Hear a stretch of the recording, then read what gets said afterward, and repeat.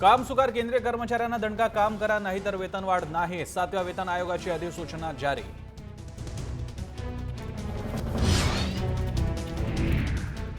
मोदी शहांनी आम्हाला संपवण्याचा विडा उचललाय. अरविंद केजरीवालांची खरमरीत टीका.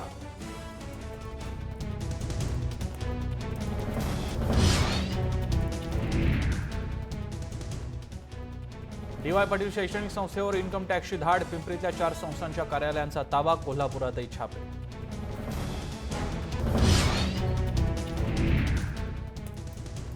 भाजप आमदार मंगल प्रभात लोढा यांच्यावर मोफा अंतर्गत गुन्हा दाखल. फ्लॅट खरेदीदारांची फसवणूक केल्याचा आरोप. लोढांनी फेटाळले आरोप. एफआयआरमध्ये नाव नसल्याचा दावा.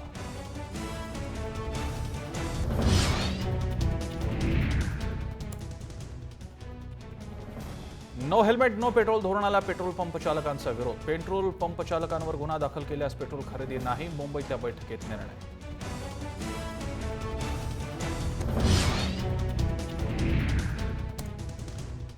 नालासोपारा वसई दरम्यान लोकलमधून पडून प्रवाशांना गमावला हात. रेल्वे कर्मचाऱ्यांचा इथंही निष्काळजीपणा. तब्बल अर्ध्या तासानं दिली मदत.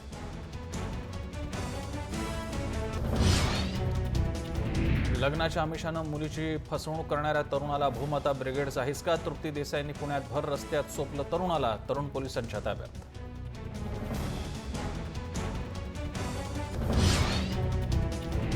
₹2 तरुणानं गमावला जीव. शिवीगाळ करणाऱ्या रिक्षा चालकाला पकडताना उलटली रिक्षा. चेतन अचिरणेकरचा दुर्दैवी मृत्यू.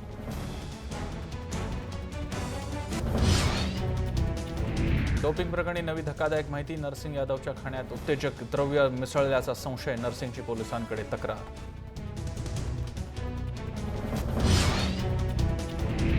कोल्हापूर हद्दवाढीचा मुद्दा चिघळला. हद्दवाढी विरोधात 18 गावांनी पुकारला बंद. हद्दवाढीसाठी कृती समितीची उद्या कोल्हापूर बंदची हाक.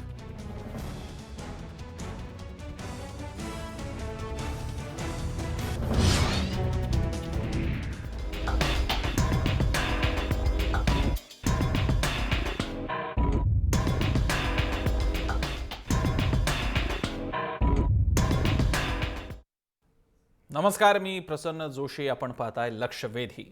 काम करा नाहीतर वेतनवाढ नाही असा नवीन नियमच आता समोर येणार आहे. आणि त्यामुळे 7व्या वेतन आयोगाच्या वाढीव पगाराच्या आशेनं बसलेल्या कर्मचाऱ्यांना काही प्रमाणात का होईना परफॉर्मन्सच्या बाबतीत अधिक काळजी करावी लागणार आहे. कारण हे तर खरं आहे, सरकारी नोकरी म्हणजे अगदी आरामशीर नोकरी.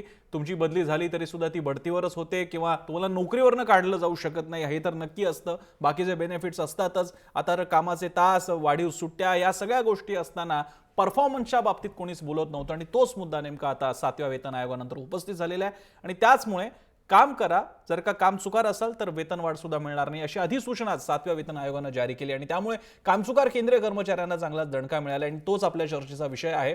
या चर्चेला सुरू करण्यापूर्वी काय आहे हा विषय थोडक्यात जाणून घेऊयात या रिपोर्टमधून. जायचं म्हटलं की सगळ्यांच्या कपाळावर आठ्या उमटतात. सुस्तावलेल्या उद्धट सरकारी कर्मचाऱ्यांशी बोलायचं कुणी असा प्रश्न मनात उमटल्याशिवाय राहत नाही. पण हे चित्र आता बदलण्याची शक्यता आहे.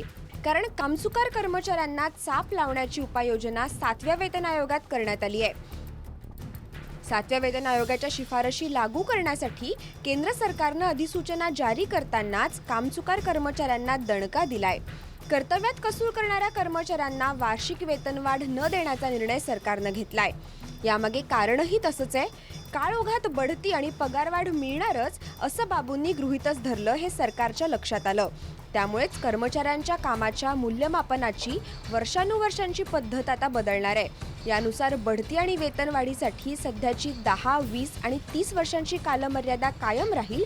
मात्र केवळ नोकरीचा हा टप्पा पूर्ण झाला म्हणून लाभ मिळण्याची पद्धत मात्र बंद होणार आहे.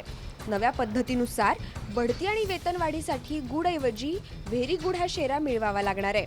यंदाच्या आर्थिक वर्षापासून सर्व कर्मचाऱ्यांच्या कामाचं मूल्यमापन करूनच श्रेणीवाढीचा निर्णय घेतला जाणार आहे. 7व्या वेतन आयोगामुळे सरकारी कर्मचारी मालामाल होणार. पण मूल्यमापनाच्या या नव्या मापकांमुळे त्यांना कार्यक्षमताही वाढवावी लागणार आहे. त्यामुळे 7व्या वेतन आयोगातून मिळणारी भरघोस पगारवाढीला सरकारी बाबू न्याय देतात का हे काळच ठरवेल. ब्युरो रिपोर्ट, जय महाराष्ट्र. याच अनुषंगाने चर्चा करण्यासाठी आपल्यासोबत मान्यवर आहेत. आपल्यासोबत असतील GD कुलथे, राजपत्रित अधिकारी कर्मचारी महासंघाचे नेते आहेत. विश्वास उडगी आपल्यासोबत असतील, सहनिमंत्रक कामगार संघटना संयुक्त कृती समिती. अजित अभ्यंकर पुण्याहून आपल्यासोबत आहेत, प्रदेश महासचिव माकप. अवधूत वाघ इथे स्टुडिओमध्ये माझ्यासोबत आहेत, भाजपचे प्रवक्ते. पुण्याला विजय कुंभार सुद्धा आहेत, माहिती अधिकार कार्यकर्ते, आणि विवेक वेलणकर सुद्धा आहेत, जे माहिती अधिकाराचे कार्यकर्ते आहेत. आपल्या सगळ्यांचं स्वागत. चर्चेला सुरुवात करण्यापूर्वी कोणते मुद्दे घेऊन ही चर्चा पुढे न्यायची आहे पाहूयात ग्राफिक्सच्या माध्यमातून. कामचुकारांना पगारवाढ न देणं योग्य आहे का? वरिष्ठ या तरतुदीचा गैरवापर करतील का? कारण CR यांच्याच हातात असतात. कामाच्या उत्कृष्टतेचा स्तर ठरवणार तरी कसा? कारण सरकारी कामातली गुंतागुंत खूप वेगळी आहे. 7वा वेतन आयोग हवा तर तसं काम मिळावं का? सरकारी बाबूंनी खासगी वातावरण आता स्वीकारायला पाहिजे का? खास अशा प्रकारचे अप्रेझल्स, ग्रेडेशन मिळणं, पगार मिळणं न मिळणं या गोष्टी आता स्वीकाराव्यात का? हा सगळा विषय आपण घेऊन बोलणार आहोत. जर का तुम्हाला या चर्चेत सहभागी व्हायचं असेल तर आमच्या ट्विटर हँडलवरती @जयमहाराष्ट्र वरती जाऊन हा प्रश्न पहा, अकार्यक्षम कर्मचाऱ्यांना पगारवाढ न देण्याचा निर्णय योग्य आहे का? जरूर व्यक्त व्हा. आपण चर्चेला सुरुवात करूयात. मी पुण्याला सुरुवात करणार आहे अजित अभ्यंकरांपासून. अभ्यंकरजी, परफॉर्मन्स बेसवरती पगारवाढ जर का अवलंबून असेल तर हे नैसर्गिक न्यायाचं तत्व मानायला काहीच हरकत नाही, तरी सुद्धा तुमची भूमिका वेगळी का वाटते? पहिली गोष्ट म्हणजे अशी की तुम्ही जो प्रश्न विचारला आहे हो, आणि 7व्या वेतन आयोगाने जे शिफारस केली आणि सरकारने जी स्वीकारली त्याच्यामध्ये बरंच अतिशयोक्ती झालेली आहे. 7व्या वेतन आयोगाने कालबद्ध पदोन्नती किंवा कालबद्ध वाढी ज्या असतात त्याच्याबद्दल काही स्पेसिफिक अशी सूचना केलेली आहे. आणि एक लक्षात घ्या की कुठल्याही हे काही मोठं आकाशातून पडलेली गोष्ट नाहीये की जे आता तुम्ही काहीतरी नवीन काहीतरी मोठं आलेलं एक सूत्र आणि सगळे आता मोठं काहीतरी दहशत निर्माण झालेली आहे असं नाहीये. कुठल्याही यंत्रणेमध्ये कुठल्याही कर्मचाऱ्याला किमान कार्यक्षमता ठेवल्याशिवाय त्याला बढत्या किंवा जे काय त्याचे ग्रोथ असेल ती होऊ शकत नाही. बेसिकली कुठल्याही एम्प्लॉयमेंटचं तत्व आहे ते सरकारी क्षेत्राला सुद्धा लागू होतच. पूर्वी लागू होतं, याच्या पुढे ते राहील. कदाचित याच्यामध्ये अजून काही सरकारच्या हातात काहीतरी अजून जास्त मिळालेलं आहे असं त्याच्यातनं काही निघालं तर मला माहित नाही काय करतंय सरकार ऍक्च्युअली. म्हणजे ऍक्च्युअली ऍडमिनिस्ट्रेटिव्ह मेजर त्याचं काय असणार आहे याची मला कल्पना नाही, कारण ती कोणालाच नाही अजून. तेव्हा प्रिन्सिपली याला विरोध असण्याचं तत्वतः याला काही कारण नाहीये. प्रश्न फक्त एवढाच आहे, कारण हे पूर्वी पण होतं वेगळ्या स्वरूपामध्ये. प्रश्न असा की त्याचं एक्झॅक्टली साधन काय असणार आहे हा विचार करणं आवश्यक आहे. हा माझा पहिला मुद्दा. त्याच्यामुळे तत्वतः ह्याच्याबद्दल डिफरन्सेस होण्याचा काही मुद्दा आहे असं मला वाटत नाही at a very abstract level of principal.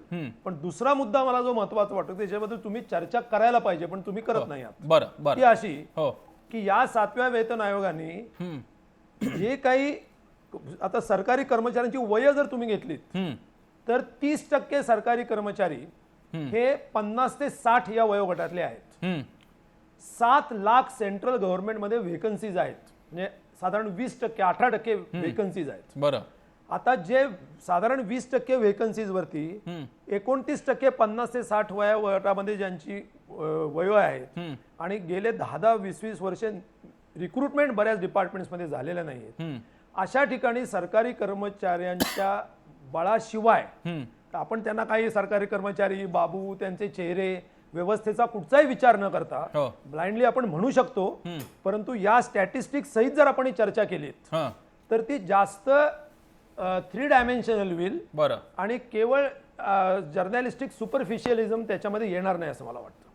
Sorry for this comment. हो, नाही, कम्पॅरिझनसाठी काहीच हरकत नाही. आपली ही चर्चाच आहे आणि ती दोन्हीकडनं मुद्दे मांडले गेले पाहिजेत. फक्त अभ्यंकरजी, मी इतरांकडे जाण्यापूर्वी कमी कर्मचारी आहेत किंवा तो बॅकलॉग आहे त्यामुळे उर्वरित कर्मचाऱ्यांवरती त्यातल्या वयाची समीकरणं मांडून तुम्ही म्हणताय, हा असा फायदा नसताना सुद्धा खासगी क्षेत्र उत्तम काम करून दाखवत असतं. कमी कर्मचारी असणाऱ्या, कमी अशाच प्रकारची माणसं असणाऱ्या सेक्टरमध्ये इन्क्लुडिंग द प्रेझेंट पार्टी उत्तम काम दिलं जात असतं. इथे आम्हाला सर्वोत्कृष्टतेची सुद्धा अपेक्षा नाहीये. आम्ही यापूर्वी विषय घेतला होता, सर्वोत्कृष्टतेची सुद्धा अपेक्षा नाहीये. मिनिमम परफॉर्मन्स, डिलिव्हरन्स याबद्दलचे मुद्दे आहेत, त्या बाबतीत सुद्धा आपल्या सरकारी क्षेत्रामध्ये मोठ्या प्रमाणात हातामध्ये काही फारसं येत नाही. याच्यामधल्या अपवादांबद्दल पूर्ण आदर बाळगून हा तो मुद्दा आहे. पण अर्थात तुमचा एक मुद्दा खरंच पटण्याजोगा आहे की व्हेरी गुड किंवा गुड हे शेरे मिळण्यासाठीच्या निकषांचं काय करायचं, ते इम्प्लिमेंट कसं होणार. मी तुमच्याकडे परत एकदा येईन, त्यापूर्वी मी पुण्याला आधी सगळ्यांना कव्हर करतो. आपल्यासोबत तिथे विजय कुमार आणि विवेक वेलणकर सुद्धा आहेत. विजय कुमारजी, दोन मुद्दे आहेत. जसं मगाशी अभ्यंकर म्हणाले, यापूर्वी जर का अप्रेझलच्या सिस्टीम्स होत्या तर त्याचं इम्प्लिमेंटेशन नीट झालं का, आणि आता याच्यात जी नवीन तरतूद किंवा थोडाफार बदल होण्याचा प्रयत्न होतोय त्याबद्दल आपल्याला काय वाटतं? पहिली गोष्ट म्हणजे काय होतं की प्रत्येक वेळेला आपण नियम करताना हो. खूप भावनावश होतो. म्हणजे ठीक आहे, सरकारी कर्मचारी काम करत नाहीत, त्यांच्या परफॉर्मन्सबद्दल आक्षेप असू शकतात, हां. परंतु त्याला पर्याय म्हणून अत्युत्तम जर श्रेणी असेल तर त्याला पगारवाढ हो. देणं, याचा अर्थ त्या कर्मचाऱ्यांना पुढे कुठेतरी वरिष्ठांचं गुलाम बनवण्याकडे ही प्रवृत्ती वाढेल अशी शक्यता वाटते. तुम्हाला उदाहरण राज्य सरकारचं आत्ता घडलेलं, या आठवड्यात घडलेलं आहे ते देतो. एका शासकीय रुग्णालयातल्या कर्मचाऱ्यांचा रिपोर्ट त्याचा वरिष्ठ अधिकारी जे बदलले गेलेत त्यांच्याकडे गेला. त्या सगळ्या कर्मचाऱ्यांना उत्कृष्ट शेरा दिला होता. त्या अधिकाऱ्यांनी मान्य हे केलं की नाही, सगळेच उत्कृष्ट कसे असतील, हे चालणार नाही, म्हणून ते परत पाठवलं. आता इथल्या अधिकाऱ्यांसमोर दोन पर्याय आहेत. एक तर काही जणांचा शेरा जाणीवपूर्वक कमी करायचा, किंवा आहे तसा पाठवला तर तो मान्य करणार नाही. हे जे याच्यावर कुठेतरी मार्ग शोधला पाहिजे. सरकारी कर्मचाऱ्यांच्या कामाबद्दल निश्चितपणे वाद आहेत, पण म्हणून अशा प्रकारे त्यांना वरिष्ठांचा गुलाम करणं, ऑलरेडी आपल्याकडे हा वाद आहे की आपली जी संपूर्ण लोकशाही आहे ते काही 300-350 मोठ्या अधिकाऱ्यांच्या कब्जामध्ये आहे. त्यालाच एक वेगळ्या स्वरूपाचा आपण खत पाणी घालतोय का, याचाही विचार करणं मला वाटतं या बाबतीमध्ये गरजेचं आहे. ठीक आहे, वेलणकरजी आपली कमेंट. दोन गोष्टी आहेत याच्यामध्ये. जसं कुंभार म्हणले तसं एक तर वरिष्ठांचे गुलाम होतील का, किंवा दुसरं वरिष्ठ आणि कनिष्ठ यांची मिलीजुली भगत होईल का. मग तुला मी म्हणजे मग तिथेही भ्रष्टाचार सुरू होईल का, कारण सरकारी ठिकाणी भ्रष्टाचार कशातनं सुरू होईल हे सांगणं फार अवघड आहे. त्यामुळे तुला जर इन्क्रिमेंट हवं असेल, तुला जर काही हवं असेल तर मग आपलं साठवलोटो करूयात, ही पद्धत होणार नाही का, शक्यता ती नाकारता येत नाही. दुसरा जो त्यातला विषय आहे की अशा प्रकारे सरकारी अधिकारीच त्यांचं जर हे करणार असतील तर मला असं वाटतं की ज्या जनतेला सेवा द्यायची आहे त्या जनतेचं काय म्हणणं याच्यात कुठंच येत नाही. कारण बाबूंना वाटतं माझा माणूस चांगलाच काम करतो असं असू शकतं. त्यामुळे त्यांच्या परफॉर्मन्स अप्रेझल मध्ये 50% पार्ट जनतेचा पण असला पाहिजे. आणि जनतेच्या त्या कर्मचाऱ्याबाबत किती तक्रारी आहेत, प्रत्येक ऑफिसमध्ये तक्रार पेटी लावा. ज्या ज्या कर्मचाऱ्यांबद्दल लोकांच्या तक्रारी आहेत त्या तिथं लोकांना टाकायला लावा. त्याच्यावरनं अंदाज घ्या की कोणत्या कर्मचाऱ्यांची वर्तणूक, कोणत्या कर्मचाऱ्यांची एफिशियन्सी कशी आहे. कुठेतरी ज्यांना सेवा देत आहे त्यांची पण मतं विचारात घेतली पाहिजे ना, फक्त वरिष्ठांची मतं घेतली की प्रॉब्लेम होऊ शकतो. बरं, ऍब्सोल्युटली राईट. ठीक आहे, मी ह्या सगळे मुद्दे घेऊन येतो. आपल्यासोबत थोड्याच वेळात आपले आणखी दोन गेस्ट, उडगी सर आणि त्यांच्याबरोबर असणारे कुलथेजी पण सोबत असणार आहेत. त्यांच्याकडे जाण्यापूर्वी आपण पहिले 3 मान्यवरांचे मुद्दे घेऊन आपण भाजपकडे येऊया, अवधूत वाघांकडे. अवधूत वाघजी, 2 मुद्दे याच्यातले दिसत आहेत. एक अभ्यंकरांचा मुद्दा, निकष कोणते. दुसरी गोष्ट, आधीचा तुम्ही बॅकलॉग भरणार नाहीत आणि उरलेल्या लोकांवरती सगळा ताण आणणार, ज्यांचं वय विशिष्ट वयोमर्यादेतलं आहे, 50 ते 60 दरम्यान रिटायरला आलेले, आणि त्यांच्याकडनं तुम्ही कार्यक्षमता नाही झाली तर आम्ही तुम्हाला प्रमोशन देणार नाही, असा मुद्दा आहे. आणि बाकीच्या दोघांचा मुद्दा की याच्यामुळे बाबूशाहीला हातभार लागेल का. सर्वप्रथम मी या निर्णयाचं स्वागत करतो. एक एक मुद्दे घेऊया. अभ्यंकरांनी जो मुद्दा मांडलाय बॅकलॉगचा, हे संपूर्ण जी काही पर्सेंटेज आहे किंवा लोक आहेत याची एक संपूर्ण सिस्टीम ही ब्रिटिशांच्या कालखंडापासून सुरू झाली. तुम्ही जर पाहिलं तर रेल्वेच्या एका अधिकाऱ्याच्या घरामध्ये 2 स्वयंपाकी, 4 सिक्युरिटी गार्ड्स, 2 खलाशी आणि 1 हरकाम्या, अशा प्रकारची लोक त्यांना लागतात एका ऑफिसरच्या इकडे. आणि अशाच प्रकारचा तुम्ही इमॅजिन करू शकता. आपल्याकडे वेगवेगळ्या बोटी असतात, त्या बोटींसाठी काम करण्यासाठी त्यांनी वेगवेगळे एक सेक्टर सुरू केले. परंतु गेल्या 60-65 वर्षामध्ये यातल्या कित्येक पोस्ट या अनकॉल्ड फॉर झाल्या. त्यामुळे त्या पोस्ट आता भरण्याची काही गरजच नाही. नुकतंच केंद्र सरकारने एक असा नियम काढला की, आणि एक GR पण काढला की या पूर्ण पोस्ट ज्या आहेत त्या भरायची गरज नाही, कारण त्यांचं हेच संपलंय, रिझनिंगच संपलंय. तर अशा प्रकारच्या ज्या पोस्ट आहेत ज्या आजही तुम्हाला टेबलवर दिसतात आणि त्या भरता येत नाहीत, त्यामुळे हे झालेलं आहे. हा मुद्दा नंबर 1. मुद्दा नंबर 2 की शेवटी प्रत्येक पोस्ट भरलीच पाहिजे का. आपण जर पाहिलं तर पूर्वी MSCB मध्ये मला जर हे भरावं जायचं, लाईटचं बिल भरायला जायचं, तर तिकडे एक मला माणूस लागायचा. परंतु आता त्या माणसाची गरज सरलेली आहे, कारण मी माझं MSCBचं बिल ऑनलाईन भरू शकतो किंवा डायरेक्टली बँके थ्रू भरू शकतो. अशा अनेक सेवा कमी झाल्यात. आहेत. इव्हन बँकिंग क्षेत्रामध्ये सुद्धा मला आता बँकेमध्ये जायची गरज नाही, पुष्कळ व्यवहार मी घरात बसून करतो. त्यामुळे अशा कित्येक सेवा आणि कित्येक पोस्टची आता गरज कमी झालेली आहे. त्याचबरोबर इतर सेवा आणि इतर पोस्टची संख्या वाढलेली आहे. तर याचा कुठेतरी विचार होण्याचा आवश्यक आहे. हा मुद्दा नंबर 1. मुद्दा नंबर 2 जो कुंभार साहेबांनी मांडला की इथं कुठंतरी कोणावर तरी फेवरिझम superior होऊ आहे ते शकेल, favoritism करतील, परंतु जबरदस्ती त्याच्यात भ्रष्टाचार होईल. जो करणार आहे तो सरकारी कर्मचारीच आहे. म्हणजे कनिष्ठावर समजा जर मेहरनजर केली तर तो पण सरकारी कर्मचारीच आहे, आणि त्याच्यावर जर कोणीतरी बळजबरी केली तरी तो सरकारी कर्मचारीच आहे. इकडे एका पर्टिक्युलर सरकारी कर्मचाऱ्यांचा प्रश्न असल्यानंतर वरचा पण कर्मचारी सरकारी, खालचा पण कर्मचारी सरकारी, त्याच्या खालचा पण सरकारी, वरचा पण सरकारी. तर त्याच्यामुळे असं एका पर्टिक्युलर क्रॉस सेक्शनला जाऊन आपण विचार करू शकत नाही. अर्थात असे अन्याय होऊ शकतात, 100तून 1-2 माणसांवर अन्याय होऊ शकतात, परंतु आपण अशी एक सिस्टीम डेव्हलप केली पाहिजे की जर एखाद्याला जर अन्याय होत असेल तर त्या अन्यायाचा दाद मागायचा अधिकार दुसऱ्या हेड ऑफ द डिपार्टमेंटकडे, म्हणजे त्याच डिपार्टमेंटकडे नाही, म्हणजे महसूलमध्ये असेल तर तो दाद दुसऱ्या डिपार्टमेंट मागू शकतो की ज्याचं काही घेणं देणं नाहीये. आजही सरकारी कर्मचाऱ्यांना वेगवेगळ्या बढती किंवा इतर ठिकाणी मॅट सारख्या संस्था आहेत जिकडे दाद मागण्याचा अधिकार आहे. तर त्यामुळे एकदमच आपण साफ म्हणून भुई थोपटण्यासाठी काही अर्थ नाही. एक गोष्ट तर नक्कीच की जेव्हा जेव्हा तुम्हाला वेतन दिलं जातं त्या वेतनाच्या समप्रमाणामध्ये आपण काम करावं, गुणवत्ताधारक काम करावं, अशी अपेक्षा भारतातली जनता जी टॅक्स भरते आणि सरकारी कर्मचाऱ्यांना पेमेंट करते त्यांची रास्त अपेक्षा आहे. आज राईट टू इन्फॉर्मेशन ऍक्ट आलेला आहे, त्याप्रमाणे आपल्याला पुष्कळ इन्फॉर्मेशन द्यावी लागतात, त्यामुळे राईट टू सर्व्हिस ऍक्ट पण आलेला आहे. जर सरकारने हे ऍक्ट आणले लोकांच्या फायद्यासाठी तर ते ऍक्ट इम्प्लिमेंट करण्याची जबाबदारी सुद्धा या सरकारी कर्मचाऱ्यांची आहे. मला असं वाटतं की जर एखाद्या सरकारी कर्मचाऱ्याला नेमकं काय काम करावं हे जर आपण ठरवलं, ज्याला की रिझल्ट एरियाज म्हणतात, तर हे सगळंच सुरळीत पडेल. आता फक्त एक होतं की ज्यावेळी क्वालिटेटिव्ह आणि क्वांटिटेटिव्ह असा एक फरक पडतो, त्यावेळी क्वांटिटेटिव्ह अनालिसिस करणं खूप सोपं पडतं, पण क्वालिटेटिव्ह अनालिसिस करणं थोडं कठीण पडतं, हे मला मान्य. परंतु गुलाबाच्या प्रदर्शनामध्ये सर्व गुलाब हे क्वालिटेटिव्हली कोणीतरी सिलेक्ट करतं आणि गुलाबाचा राजा आणि गुलाबाची राणी हे डिस्क्राईब करतं. म्हणजे क्वालिटेटिव्ह गोष्टीतून मानावं लागेल आणि एखाद्या सिस्टीमला करावं लागेल. ज्यावेळी एखादी सिस्टीम थोडीशी चेंज होते त्यावेळी गाडी जसं रूळ चेंज करते त्यावेळी थोडा खडखडाट होतो, परंतु शेवटी दिशा चेंज करण्यासाठी या गोष्टीची आवश्यकता. ठीक आहे, मी फोनद्वारे बहुधा आपल्यासोबत आपले 2 गेस्ट आहेत, उडगीजी आणि कुलथेजी. उडगीजी, माझा आवाज पोहोचतोय आपल्यापर्यंत? दोघे आपल्यासोबत थोड्याच वेळात असतील. मी आता पुण्याला परत जातो, अभ्यंकरांपासूनच सुरुवात करूयात. अभ्यंकरजी, तुमच्या प्राथमिक पहिल्यांदा असलेल्या शंकांचं काही उत्तर मिळतंय तुम्हाला वाघांच्या बोलण्यातून?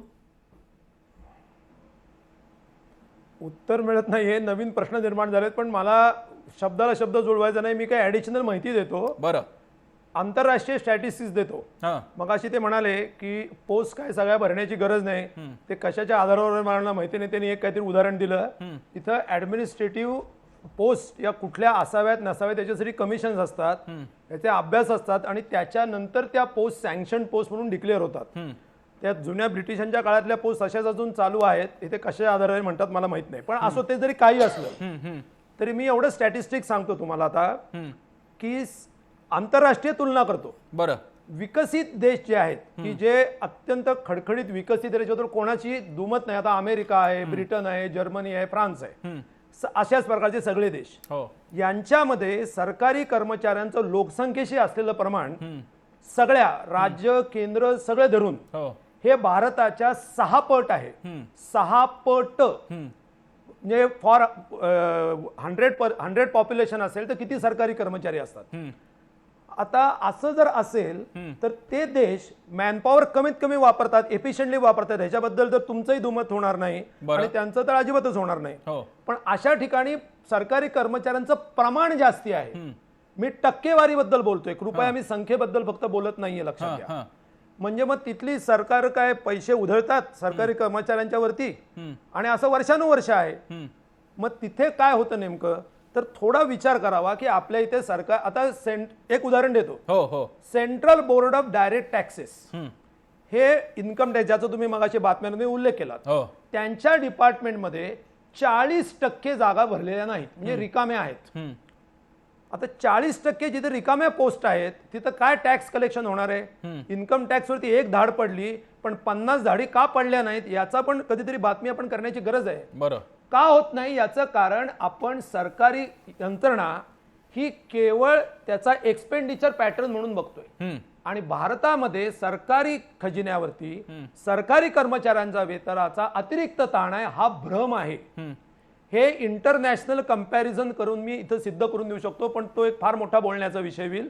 एवढंच सांगतो की सगळ्या विकसित देशांशी तुलना करता भारतामध्ये सरकारी कर्मचाऱ्यांच्या वेतनावरचा प्रपोर्शनेट खर्च टू जीडीपी आणि त्यांची संख्या इन टोटल पॉप्युलेशन ही 4 ते 5 पट कमी आहे. आता ह्याच्या पुढे काय रिकाम्या पोस्ट बद्दल त्यांचं म्हणणं असेल तर मला ऐकायला आवडेल. मला असं वाटतं की भारताची विकसनशील देशाबरोबर तुलना करणंच अयोग्य आहे. कारण आपण कोणाबरोबर ऍपल टू बनाना कम्पेअर झालं पाहिजे. भारताची तुलना जर आपण जर्मनी बरोबर अमेरिकेबरोबर करायला लागलो तर तो मूलतः तुलना चुकीची आहे. दुसरी गोष्ट म्हणजे स्टॅटिस्टिक्स हे असतं ते कार्यक्षमता तिथली जास्त आहे ना आपल्यापेक्षा. सर मला बोलू देत ना, मी तुमचं ऐकलं ना, मला माझे मुद्दे मांडू देत. दुसरी गोष्ट अशी असते की स्टॅटिस्टिक्स हे असं एक शस्त्र आहे की जे आपल्याला हवं तसं आपल्या दृष्टिकोनातून करता येतं. एक उदाहरण देतो की अख्ख्या मुंबई महानगरपालिकेच्या 140 लाख लोकांमध्ये फक्त एक म्युन्सिपल कमिशनर आहे. म्हणजे एक म्युन्सिपल कमिशनर आहे ना, पण जर तुम्ही ठाणे घेतलं, नाशिक घेतलं, त्या तिन्ही शहरांची लोकसंख्या मिळून मुंबई एवढी आहे तर त्याला 3 म्युन्सिपल कमिशनर लागतात.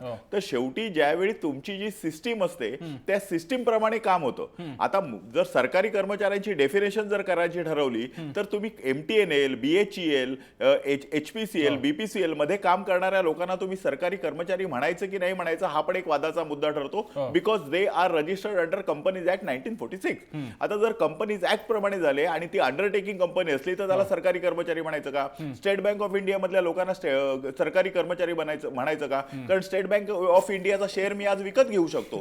तुम्ही ज्यावेळी सरकारी कर्मचारी म्हणता त्यावेळी सरकारी कर्मचारी म्हणजे हा फक्त आणि फक्त हा सरकारी कर्मचारी कोण असतो की जो एका सर्व्हिस ऑर्गनायझेशन मध्ये काम करतो. सरकारी उद्योगांमध्ये काम करणाऱ्या लोकांना आपण सरकारी कर्मचारी म्हणायचं आणि त्याप्रमाणे मग विषयाची आखणी करायची, हे मला काही योग्य वाटत नाही. भारत BHEL मध्ये काम करणारा जो माणूस आहे he is going to compete with Crompton Greaves Limited. BHEL मध्ये जर मोटर बनत असेल तर क्रॉम्प्टन ग्रीव्ज मध्ये मोटर बनते. म्हणजे तिकडचा कर्मचारी आणखीन BHEL क्रॉम्प्टनचा कर्मचारी यांची आपण तुलना करू शकलो पाहिजे. स्टेट बँक ऑफ इंडिया मधल्या कर्मचाऱ्याची तुलना आपण ICICI बँक बरोबर करू शकलो पाहिजे. मला असं म्हणायचं आहे की ह्या सर्व स्टॅटिस्टिक्स मध्ये न जाता आपण मूळ मुद्द्याला येऊया. आणि मूळ मुद्दा असा आहे की या देशामधल्या लोकांना चांगली सर्व्हिस हवी की नाही. आज 7वा वेतन आयोग आहे. 96,000 कोटी रुपयाचा एका दर वर्षाला आपल्याला बोजा पडणार आहे. म्हणजे 1 लाख कोटी रुपये. हे 1 लाख कोटी रुपये आणणार कुठून? हे 1 लाख कोटी रुपये करदात्यांकडनं आणणार. मग ह्याच्या बदल्यामध्ये करदात्याला जी अपेक्षा आहे ती आपण देणार का? एवढंच प्रश्न आहे. आणि शेवटी प्रत्येक सरकारी कर्मचारी हा सुद्धा एक सर्वसामान्य माणूस असतो. रेव्हेन्यू मध्ये काम करणारा माणूस हा कोऑपरेटिव्ह डिपार्टमेंट मधला एक म्हणजे त्या डिपार्टमेंटमध्ये एक सर्वसामान्य माणूस असतो. आणि म्हणून मला म्हणायचंय की ऑन मायक्रो लेवल या देशातल्या 140 कोटी लोकांच्या फायद्यासाठी जर सरकारी कर्मचाऱ्यांनी ज्यांच्याकडे कायदे आहेत, ज्यांच्याकडे सुव्यवस्था आहे, ज्यांच्याकडे या देशाला दिशा देण्याची ही आहे, त्यांची जर एफिशियन्सी वाढली तर या देशातल्या लोकांचं कल्याण होईल. हा या निर्णयामागचा हेतू आहे. मी पुन्हा एकदा विजय कुमार आणि वेलणकरांकडे जातो. कुमार आणि वेलणकरजी, खास करून कुमारजी, आपण या अशा विषयाशी संबंधित यापूर्वी सुद्धा सरकारी कर्मचाऱ्यांना पगारवाढीचा मुद्दा आला होता तेव्हा तुम्ही आला होता चर्चेमध्ये आणि त्यावेळी परफॉर्मन्सचे मुद्दे आले होते आपल्या चर्चेमध्ये, पण ते तदानुषंगिक होते. आज असं दिसतंय की अपॅरंटली तुम्ही आणि वेलणकर हे अशा परफॉर्मन्स अप्रेझलच्या किंवा अशी जी कुठली सिस्टीम आहे चेक अँड बॅलन्सेस ठेवण्याची त्याच्या थोडंसं विरोधात का वाटतंय मला कळत नाहीये. कुमार सर. नाही, हा विरोध नाहीये. एक लक्षात घ्या, मी मगाशी म्हणल्याप्रमाणे आपण खूप भावनावश होऊन बोलतो. ठीक आहे, हे 1997 नाही 1960 पासून हे चाललेलं आहे की सरकारी कर्मचाऱ्यांच्या वरचा विश्वास लोकांचा कमी झालाय.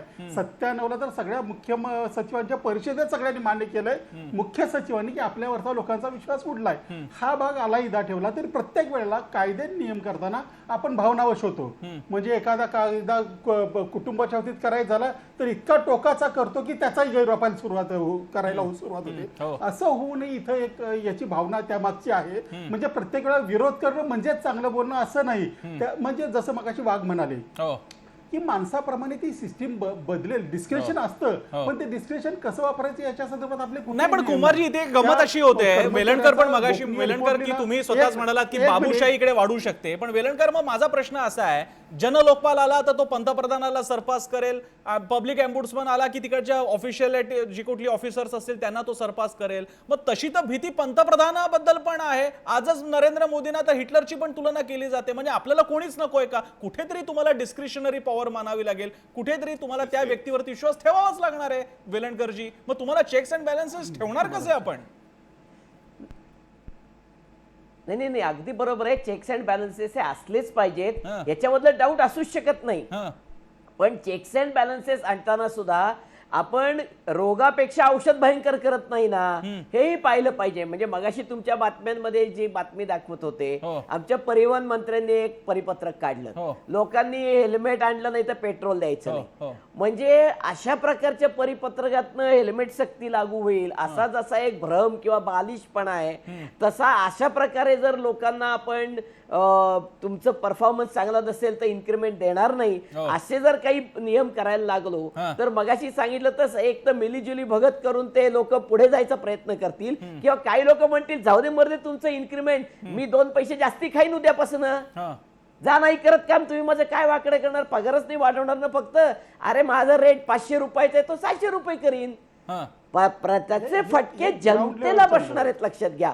म्हणून जर हा परफॉर्मन्स अप्रेझल करायचा असेल तर त्याच्यामध्ये जनतेचा सहभाग हा असलाच पाहिजे. जनतेने सांगितलं पाहिजे की कोण कर्मचारी चांगलं काम करतायत, जनता नीट ओळखते आहो, आणि चांगलं काम करणाऱ्याला जनता चांगलंच म्हणते. म्हणूनच तुकाराम मुंडेंबद्दल आज जनता चांगलं बोलतेय ना, राजकारणी बोलत नसले तरी. त्यामुळे चांगलं कोण काम करतं, वाईट कोण काम करतं हे जनता नीट ओळखते, त्यांचाही फीडबॅक घेतला पाहिजे, म्हणजे मग एकतर्फी होणार नाही. बरं, कुमारांकडे जाण्यापूर्वी अभ्यंकरांना बहुधा मुद्दा मांडायचा आहे. कुमार, अभ्यंकर सर बोला, काय म्हणता? मी येतो कुमार तुमच्याकडे येतो, मी अभ्यंकर पूर्ण करा. नाही, विवेक वेलणकर जे म्हणाले त्यातला एक मुद्दा मला अगदी योग्य वाटतो. ते म्हणाले तेवढा एम्फसिस मला मान्य नाही, परंतु हा मुद्दा मला रास्त वाटतो हां. की आता सरकारी कर्मचाऱ्यांचे जनता म्हणजे जर आपण त्याचे कस्टमर आहे का बिझनेस ऑर्गनायझेशनची तुलना करताना जर म्हटलं, किंवा एक पब्लिक ॲट लार्ज बेनिफिशियरीज जर म्हटलं, तर त्यांचा फीडबॅक किंवा त्यांचा थर्ड पार्टी रिपोर्ट हा फीडबॅक अत्यंत महत्वाचा आहे आणि तो विचारात घेतला जावा. ही सूचना अतिशय रास्त आहे. बरं. ती मला कामगार क्षेत्रातला माणूस म्हणून सुद्धा मान्य आहे. फक्त त्याच्यावरती रिलायन्स किती असावा, किती टक्के असावा हा तपशिलाचा भाग आहे, परंतु त्यांचं प्रिन्सिपल मला नक्की मान्य आहे. अतिशय योग्य सूचना आहे. ठीक आहे, इकडे एक छोटासा ब्रेक घेऊयात. मला माहिती आहे आणि वाघांना मी पण बोलायचं आणि सांगतो, कुमारांना पण केला नव्हता, this is a बोलायचं new आहे. आणि या ठिकाणी मला एक प्रश्न नंतर मी अभ्यंकरांसाठी सुद्धा घेऊन येणार आहे की ते जे म्हणतात की लोकांचा फीडबॅक महत्वाचा वाटतो, पण असे लोक जेव्हा टीका करतात त्यावेळी खास करून डाव्या चळवळीतले लोक अशा टीका करणाऱ्या मध्यम वर्गाला बुर्जवा ठरवतात, एक वर्गवादी ठरवतात, आणि कर्मचारी मात्र कामगार वर्गातला ठरतो, त्यामुळे त्याचा वर्ग वेगळा ठरतो. अशा वेळी पुन्हा जो रिप्लाय करणारा आहे, फीडबॅक देणारा आहे, जो व्होकल क्लास आहे, त्याच्या तक्रारींना डावे आणि परिणामी अभ्यंकर किंमत देतात का, हाही प्रश्न मी त्यांच्यासाठी ठेवतो. ब्रेक नंतर पाहत राहा जय महाराष्ट्र.